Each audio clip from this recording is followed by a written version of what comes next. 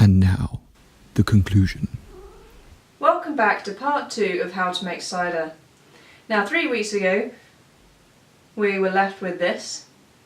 As you can see, it's fermented and been bubbling away nicely.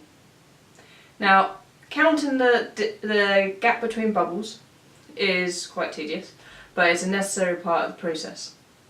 And once you've got to a gap of at least 3.5 minutes between bubbles, then it is time to siphon off your cider. This will need to be done a few times in order to get rid of all the sediment. Okay, the things we need are an empty bottle to siphon into, the siphon, our trusty notebook, and the hydrometer so we can check how alcoholic it is. Okay, now I'm particularly bad at siphoning off liquid.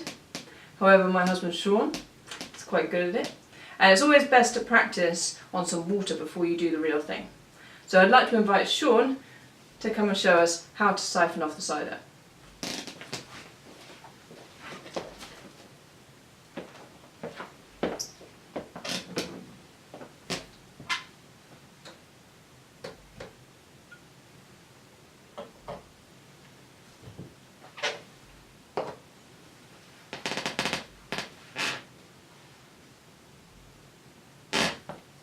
You need to have a good height difference between the two bottles.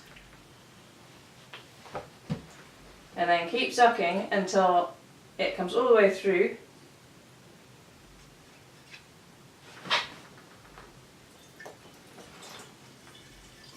And there we go.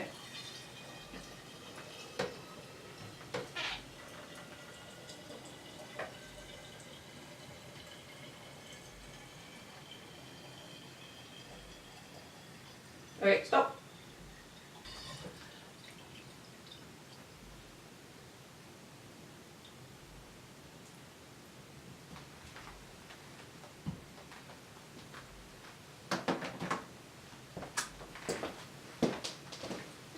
Excellent.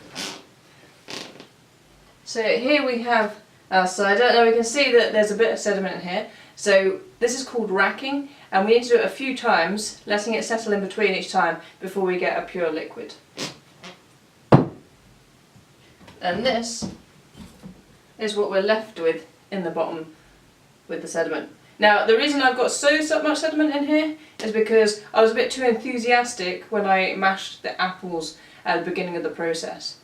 So when you've chopped them and put them into the bag, don't mash them too much. Certainly don't purify them in the blender, because that is what you get. Okay, now we need to measure the specific gravity.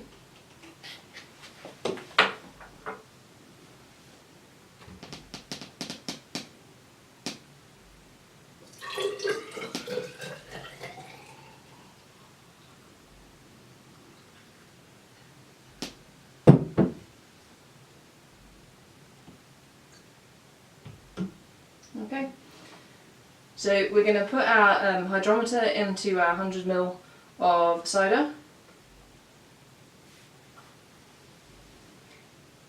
and then we're going to give it a little spin to remove the bubbles like we did before,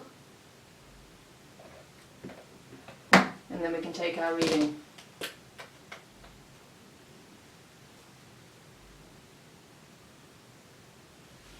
And then that is exactly 1000.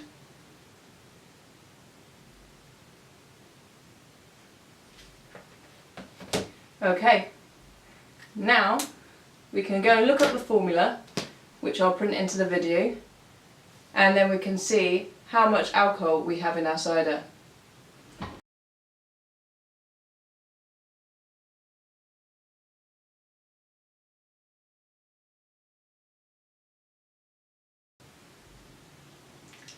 Some people like to put Camden tablets into their cider at the end of the process, which kills off any excess yeast and makes it last longer. However, I don't really like to put chemicals into my cider, so that means that I'm going to have to drink it within a few days of it being finished, when we finish the racking process. So we'll come back once this is racked, and then we can have a brew.